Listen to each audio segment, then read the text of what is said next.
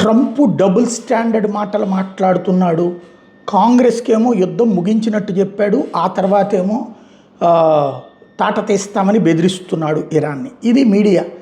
మరి మీడియా అన్నటువంటిది రోజు పోయే కొద్దీ మైండ్ షార్ప్ అవ్వాలి, కానీ ఇంత అపరిపక్వత ఎట్లా ఉంటుందో అర్థం కావట్లేదు.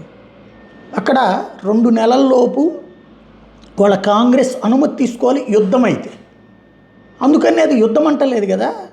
ఇప్పుడు రష్యా ఉక్రెయిన్ మీద యుద్ధం చేస్తున్నానని చెప్పిందే, మిలిటరీ ఆపరేషన్ అని చెప్పింది.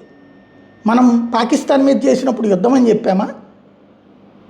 సర్జికల్ స్ట్రైక్స్ అని చెప్పాం, లేదంటే ఉగ్రవాద శిబిరాల ధ్వంసం అని చెప్పాం.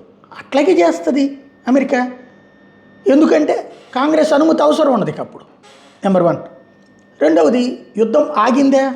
ఆగితే యుద్ధ విమానాలు యుద్ధ నౌకలను అక్కడెందుకు ఉంటాయి? ఇరాన్ దగ్గర జల దిగ్బంధం కొనసాగుతుంది, అది యుద్ధంలో ఒక పార్ట్.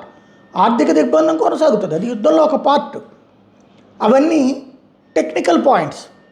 అక్కడ కాంగ్రెస్కి ఏం చెప్పాలి అదంతా తెలుసు. అక్కడ ఉన్న అధ్యక్షులు ఏదో ఇవాళ కాదు, కొత్తది కాదు.